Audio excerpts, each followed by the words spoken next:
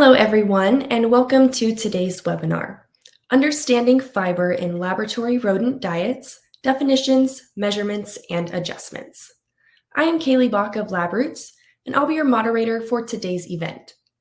Today's educational web seminar is presented by LabRoots and brought to you by Envigo. To learn more about our sponsor, please visit envigo.com. We encourage you to participate today by submitting any questions you may have during the presentation. To do so, simply type them into the Ask a Question box and click Send. We'll answer as many questions as we have time for at the end of the presentation. You may also submit any technical issues here as well if you have trouble seeing or hearing the presentation. I'd like to now welcome our speaker, Derek Martin, PhD, RD, Senior Laboratory Animal Nutritionist at Envigo. Derek, you may now begin your presentation. Thank you for that introduction. Hello, everyone. Thanks for joining me today. The topic of fiber in animals' diets is one about which we receive a lot of requests. This ranges from how much fiber is in their standard diet to wanting to do custom diets. If you've seen our white paper on fiber, that was an effort to create a document that addressed many of the questions that we get. This presentation is a further expansion on that white paper. So what will we be talking about today? We'll first talk about the two primary types of diets for laboratory animals. And second, we'll go over the definition and the measurement of fiber. And third, we'll talk about how we typically go about formulating custom fiber-adjusted diets. And so what this presentation is not a review of literature concerning the effects of fiber in some disease state or some area of interest. I will briefly discuss how the presence or absence of fiber can affect data interpretation, but this is really a consideration of the technical issues about fiber in animal diets. So first off, with the diet types and ingredients used in laboratory rodent diets. So you may be thinking, why is he starting by talking about diets and not fiber in a presentation about fiber? Addressing this now will provide some necessary background for some later information. Additionally, this distinction between natural ingredient diets and purified diets is often behind many of the questions that we get about fiber and many other topics. Grain-based and natural ingredient can generally be used interchangeably. I've listed some of the most common primary ingredients here. Natural ingredient diets may also include alfalfa meal, lesser amounts of beet pulp, and animal byproducts such as fish meal or pork fat. However, they are still largely made of grains and soybean meal. Standard diet, chow, and normal diet are terms which would also fall under this category. These terms are often used when referring to these diets, but I try not to use them because they do lack specificity. Some customers will refer to any diet for lab animals as chow. Custom diets, such as our salt-adjusted series, would also fall into this category as they are made primarily of grains. So custom diets can also fall into this category. Standard diets, and by that I mean those diets that are fed to animals in an animal facility by default, are formulated to meet broad objectives such as breeding or maintenance. Many are suitable for studies where nutrients don't need to be specifically manipulated, but they should be chosen with intention. In these types of diets, each primary ingredient provides a mixture of macronutrients, micronutrients, fiber, and non-nutrients. So fiber is not an ingredient in these diets. It's for this reason that we can't remove fiber or other nutrients. We'll often be asked to make a diet deficient in some nutrient or amino acid or fiber based on an animal facilities diet, and because of these reasons, that's just not possible. These types of diets may also contain non-nutrients such as phytoestrogens or environmental contaminants. There is some inherent variability in ingredients due to various environmental factors. This could include fiber, specific amino acids, and other non-nutrients, such as the isoflavones. So for purified diets, our next major class of diets are made from more refined ingredients where each ingredient typically provides primarily one nutrient. Common ingredients include casein, starch, sugars, cellulose, specific oils, vitamins, and minerals. The refined nature of this type of diet allows for more precise control over macronutrients, micronutrients, and fiber. Casein is the most common protein source. Other sources of protein in purified diets include whey protein, isolated soy protein, egg white solids, or individually added amino acids. Carbohydrate is typically provided by cornstarch, maltodextrin, and sucrose. Other carbohydrate sources are also available. Fat sources can vary. Soybean oil is included in many diets to supply essential fatty acids. In these types of diets, there are limited non-nutrients and variability is limited. I'll also throw in that pretty much anytime you see a high-fat diet being used in a diet, it is most likely a purified diet. The grain ingredients used in natural ingredient diets are rich in complex plant polysaccharides and fiber of both insoluble and soluble types. The ingredients that you can see here at the top of the slide are ground prior to pelleting extrusion. The diets themselves have a textured tan appearance. You can see there in the bottom. Moving from left to right, we have a few examples of a pelleted diet and then two different extruded diets.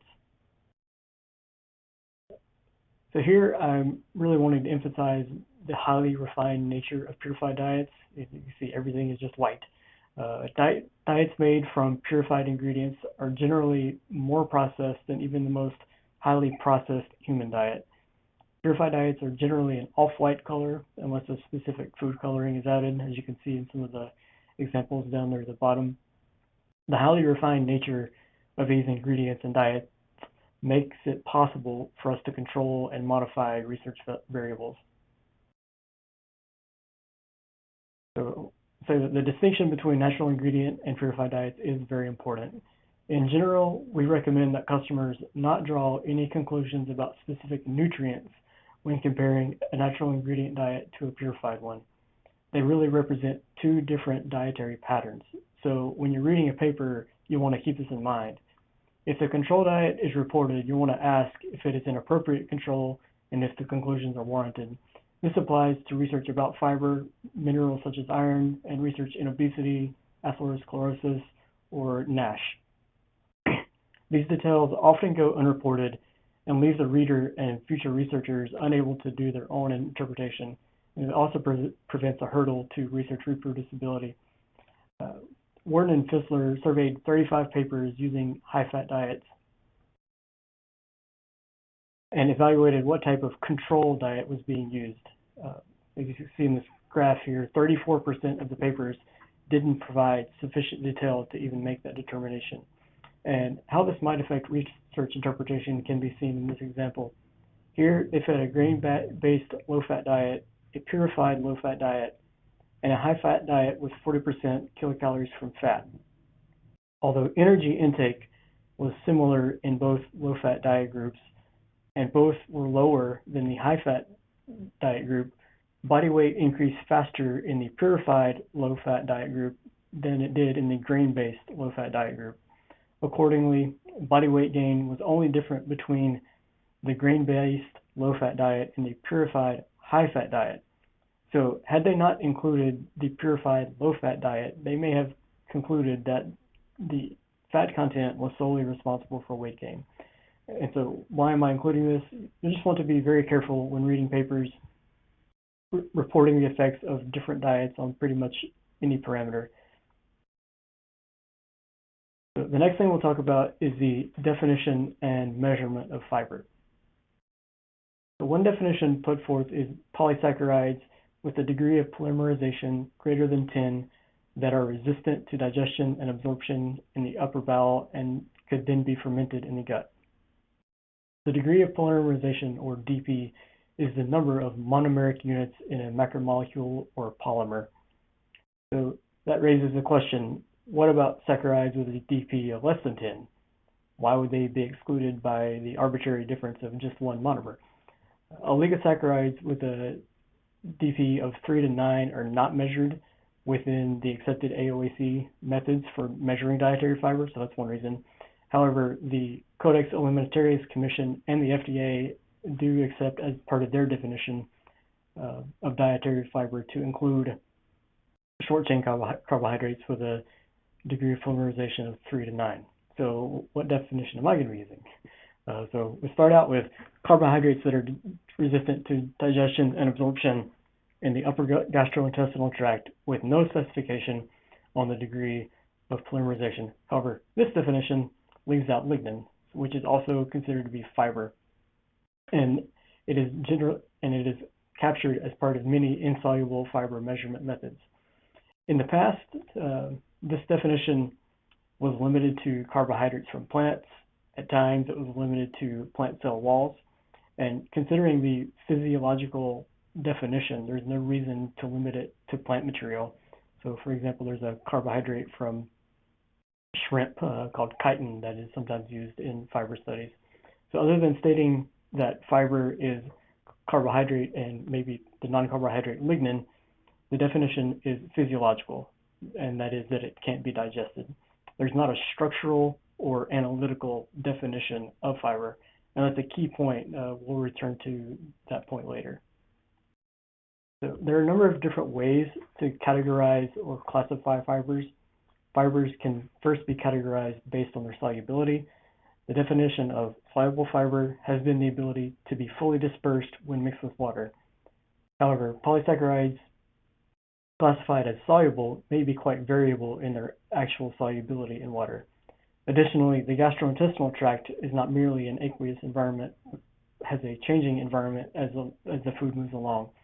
The pH, the presence of bile acids, and other buffers can change the solubility of a given fiber type. For instance, the solubility of cellulose depends on pH, polymer length, and of course the concentration. So soluble fibers include pectins, inulin, gums, and some hemicelluloses. Insoluble fibers include cellulose, lignin, other hemicelluloses, and resistant starch. Fibers may also be classified by their fermentability. Whether or not something is fermentable is going to depend on what microbes are present. So ruminants have cellulolytic bacteria, which is relatively uncommon for ruminants. And if you were to introduce a fiber that is generally considered fermentable, for example, pectin, to a germ-free mouse, then that fiber isn't fermentable in that context. Although it's generally true that soluble fibers tend to be fermentable and insoluble fibers are not, this is not an absolute rule, particularly with insoluble fibers. Although it assays as an insoluble fiber, resistant starch behaves much more like a soluble one in terms of fermentability. It can further be classified based on functions or characteristics such as water holding capacity, viscosity, bulking, adsorption of other compounds, encapsulation. So these are some other functions that may be used to categorize fiber. The source of fiber can also be used to differentiate them. Apple pectin is often differentiated from citrus pectin. As for structures, cellulose is a beta-1,4 linked glucose polymer. Lignin is a polymer of phenolics and other non-phenolic subunits. Pectin is composed primarily of galacturonic acid, and then it can be further classified based on whether or not it is a high or low methoxypectin. There's a range of different ways that we can categorize or classify fibers. Here's a graph just showing the different solubilities of insoluble fibers at varying pH levels. This is just to reiterate that whether or not something is soluble or insoluble is dependent on the context. So you see as the pH gets to either the more acidic condition or the more basic condition, the fibers generally become more soluble. So next we'll have a cursory glance at fiber measurement.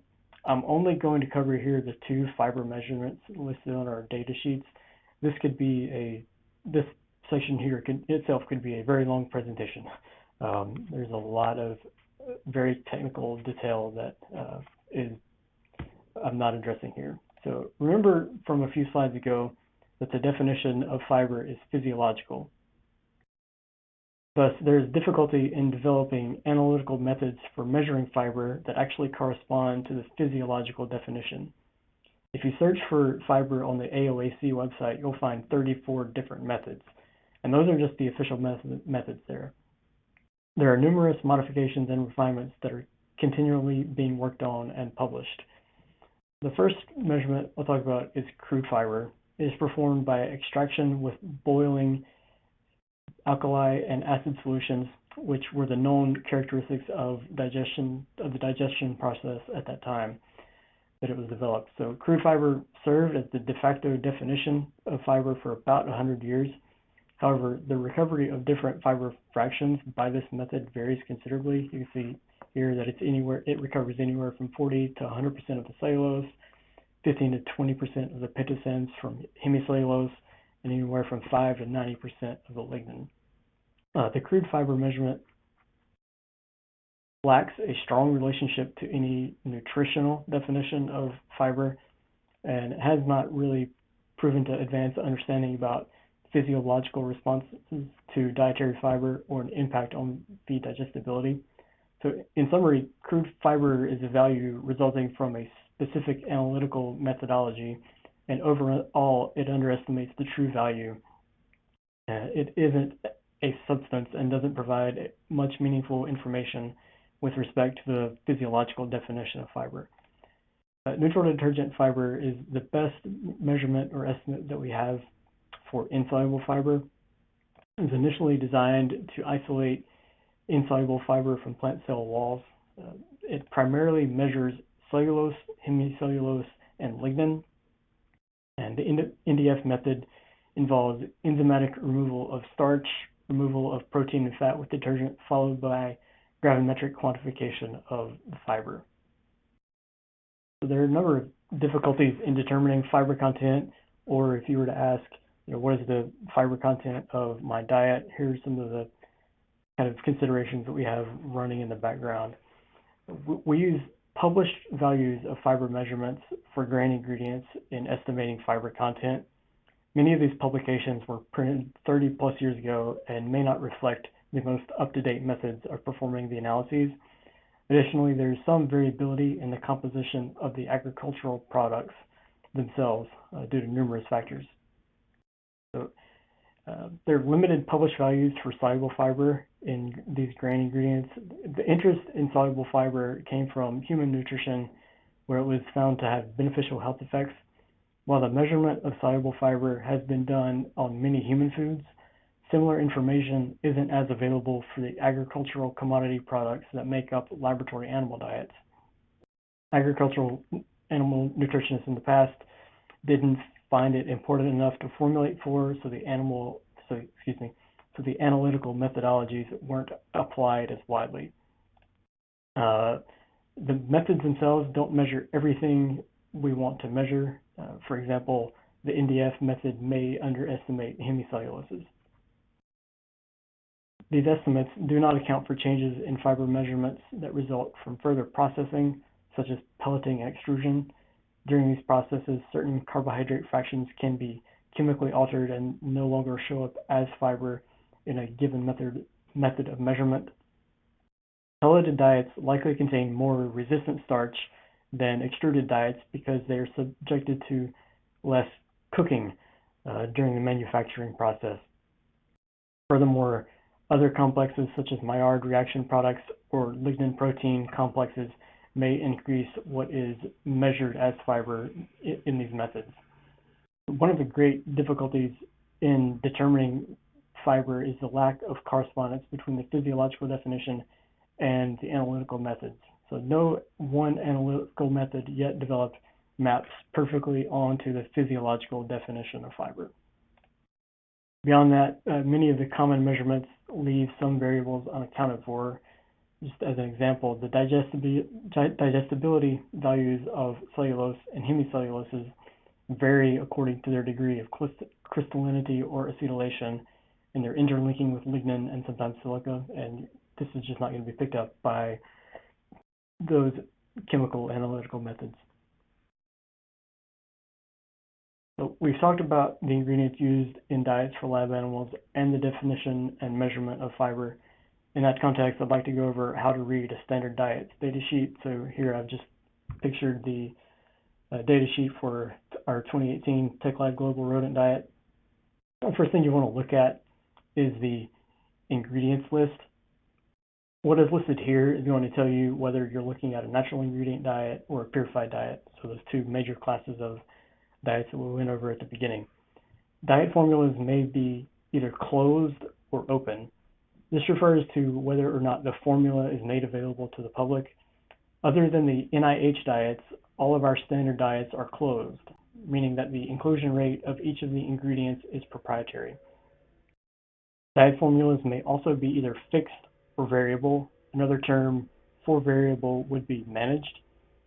In fixed formulas, the inclusion rate of the ingredients is not changed. All of our standard diets are fixed formulas. There is some natural variation in the composition of each ingredient, and thus the final composition will reflect that. Moving on from the ingredients list, our fiber estimates are listed under the macronutrient subsection. So you see under the macronutrient subsection, we have both the crude fiber measurement and the NDF measurement. It's important to remember that the NDF and crude fiber are not additive. So you can't add them together to see how much fiber you have. So what about soluble fiber? It's not listed here. We generally estimate that there's somewhere between 2 and 5% soluble fiber for grain-based diets. The last thing we'll talk about is custom fiber-adjusted diets. When you contact us about a fiber-adjusted diet, we'll work through a series of questions to clarify what you're looking for. We'll consider the purpose of the study, whether you're trying to increase fecal bulk or want to increase fermentable fiber, whether or not you need irradiation. Whether or not something needs to be irradiated is primarily related to the amount of vitamins that need to be included into the diet. We're not really considering fiber at this point. And we'll get into a few of these other considerations on the next slide. For custom fiber-adjusted diets, we'll typically start with a low or no fiber-based diet and then add fiber. So we'll have the AIN 76A, the 93M, 93G diet, as well as a couple other diets, TD 130343 and TD 00278. So the AIN diets, the carbohydrate is primarily provided by cornstarch, sucrose, and maltodextrin. In 130343 and 00278, they both have a good chunk of dextrose that effectively replaces cornstarch. So there are just a couple of different starting places that we have. The next step would be to add, we can also add fiber to high-fat diets like TD 88137 or 06414. The next thing to consider would be how much fiber to add and the type of fiber that you would want to add. The next thing would be the feasibility of manufacturing. So pectin and inulin are somewhat sticky and can function sometimes like maltodextrin in terms of providing cohesion to the pellets. So too much fiber can make mixing and or pelleting difficult. We've had pretty decent success including 30% total pectin and or inulin into purified diets, particularly when maltodextrin is excluded. And the last thing is some physiological considerations. There can be some gastrointestinal distress with diets with higher pectin or inulin content. For 30% pectin, we do have feedback from one customer in that the mice had experienced some weight loss, had an enlarged cecum, and their feces had a gummy texture. And that same customer reported that mice with 10% pectin had more mild symptoms, no dramatic weight loss. However, there was still the slightly enlarged cecum and gummy feces present. So we don't have any feedback on diets with a combination of pectin and inulin totaling 10% or greater. Those are just some observations that we do have. So weight loss, gummy feces, and or other GI disturbances are potential risks of diets high in soluble fiber. So next I'd like to go over some of the sources of fiber that we can include. Cellulose is often considered inert with respect to the microbiota. Its function in diets is to provide bulk and or reduce energy density. We have pectin. Our source of pectin is from citrus peel, inulin, and hyaline 7. Hyaline 7 is a cornstarch that is approximately 70% amylose and 30% amylopectin, and it is a source of resistant starch.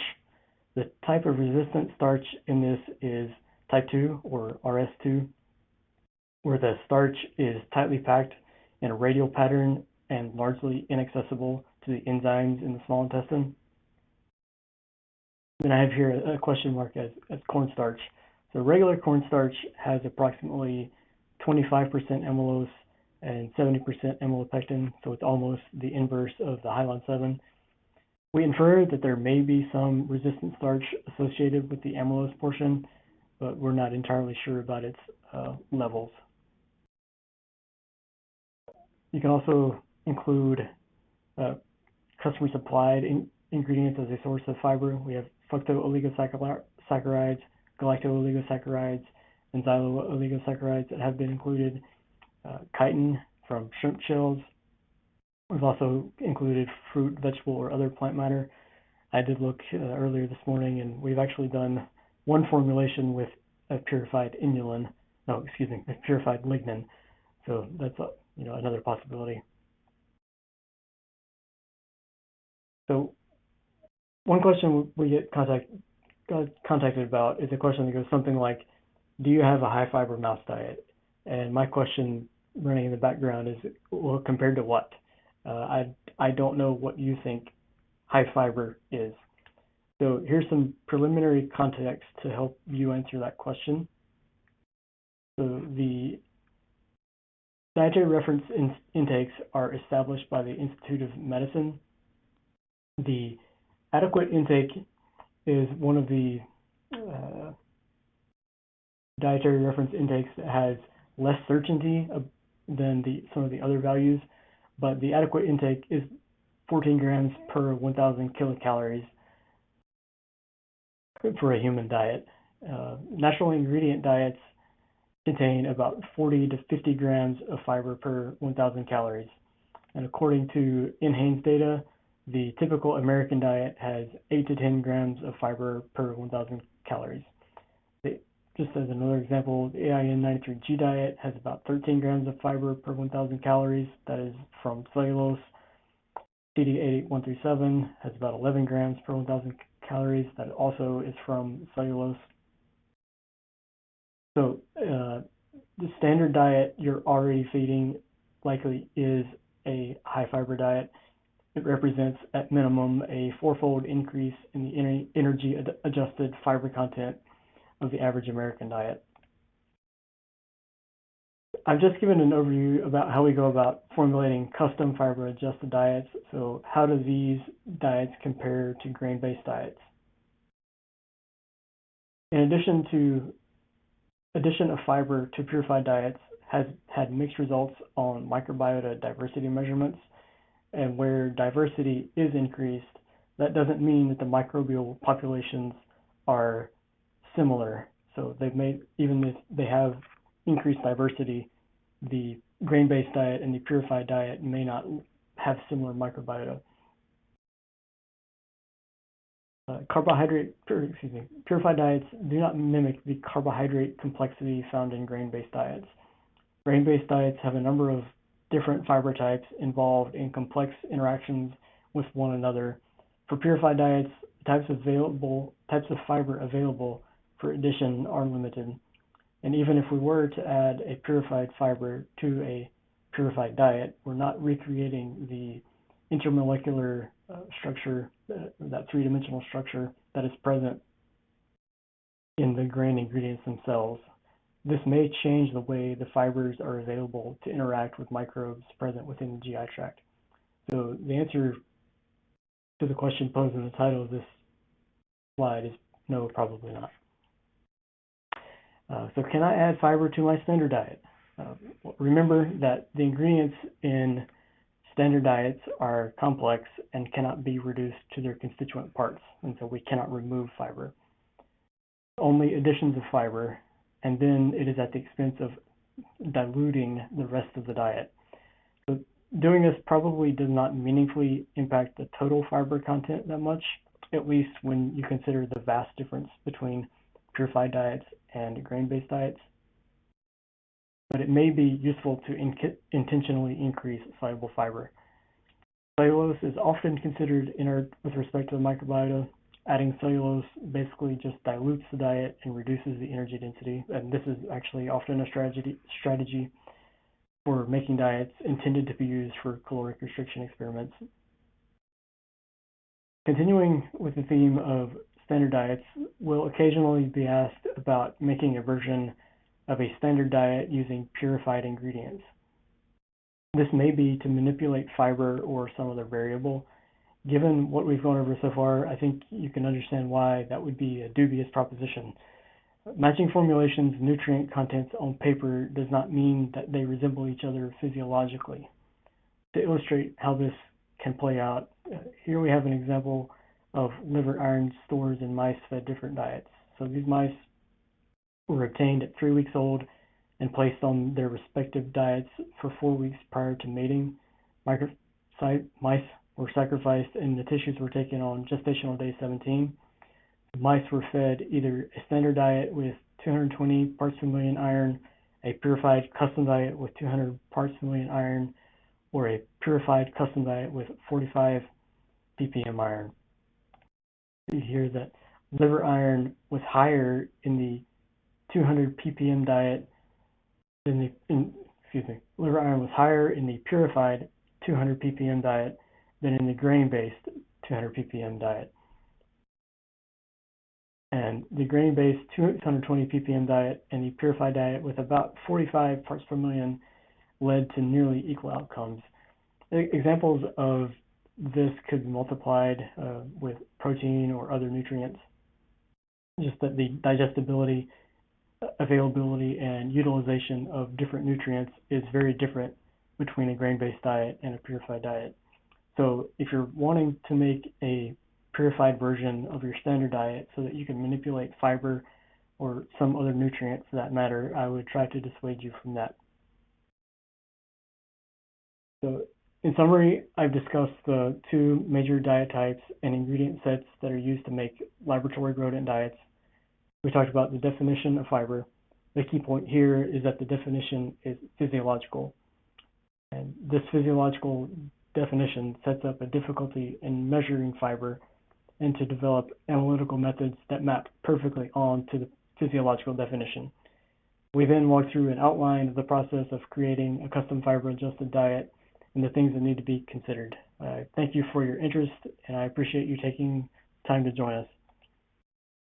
So on this slide, I think we'll be taking questions, but I also have some references that may be of interest to you, particularly with respect to measuring fiber in grain ingredients.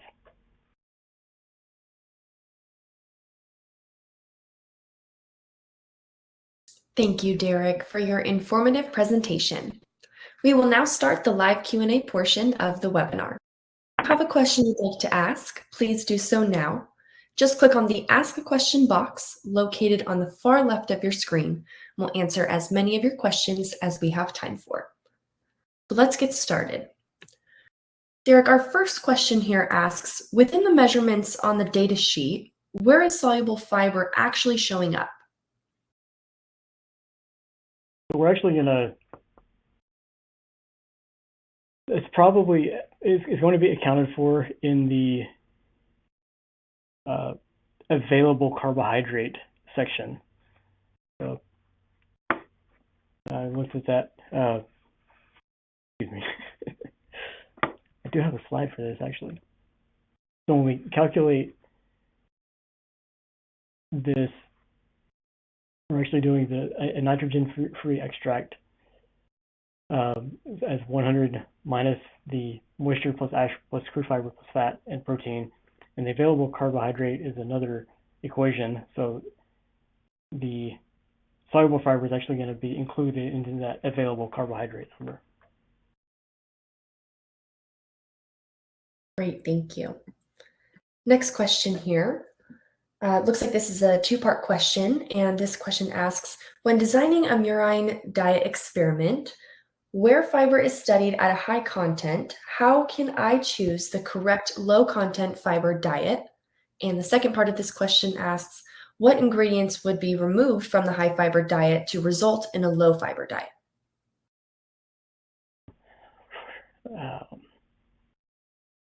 So generally we would work in consultation with the potential customer to design the formulas, and it's kind of a collaborative process to design the formulas.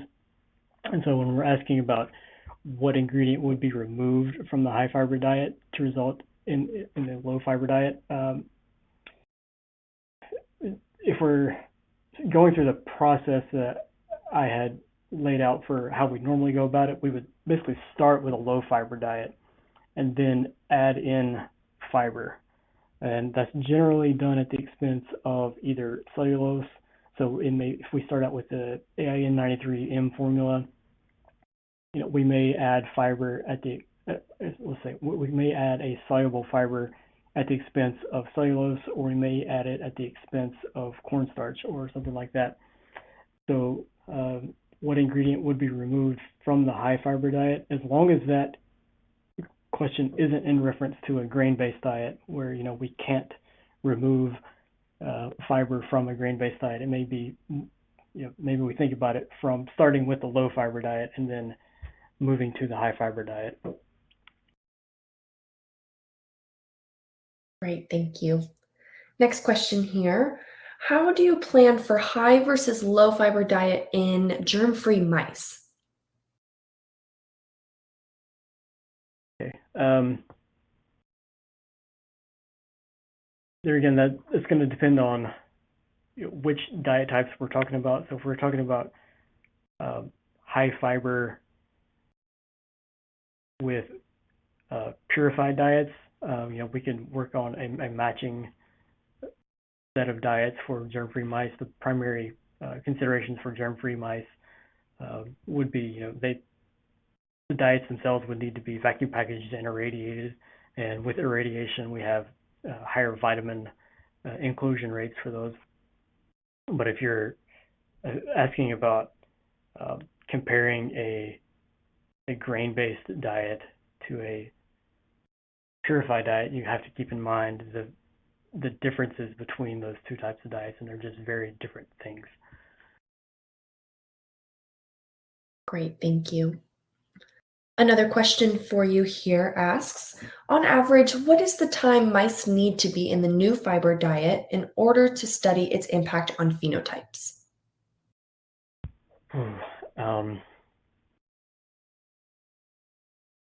In the context, so I think that's going to depend specifically on what outcome you're looking at. You can see in the from the one slide that I went over with the weight gain in the purified diet and the two different the high fat diet and the two different low fat diets. It takes a little bit of time for those measurements to kind of spread out. So that's going to be something that takes longer. As far as microbiota changes, they see those changing very quickly. So it depends on what specific characteristic that you're asking about. Great, thank you. Next question here, and it has a bit of context before the question. Our PI wanted to do an experiment with cellulose in the concentrations of 0, 6, 12, and 40%. We found this to not be the best approach, especially with 40% fiber. Any thoughts on how to improve the design of these groups to look at the impact of a different percentage of fiber as a starting point for an experiment?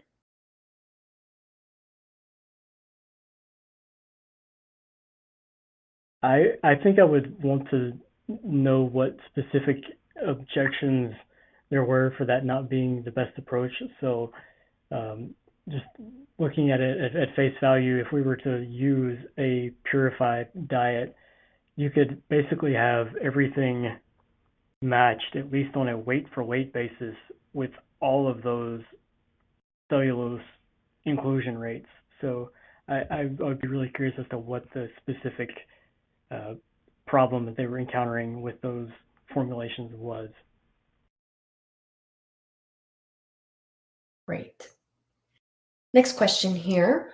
Are every batches of these diets analyzed the fiber? With respect to our standard diets, no. So we're calculating those values from the grain ingredients themselves. And if we're doing a custom diet, then those we're not doing any analysis after the fact. So we're going to have the specific formula, and then there are some internal production measures that that's not the right word, excuse me. There's some internal production quality controls that we do to ensure that the diet is made according to the formulation. Great. Next question. What utility does the crude fiber measurement have? Sure. So historically, it has been used as part of the approximate analysis and it can be useful for determining if a given feed has been adulterated. But after its problems with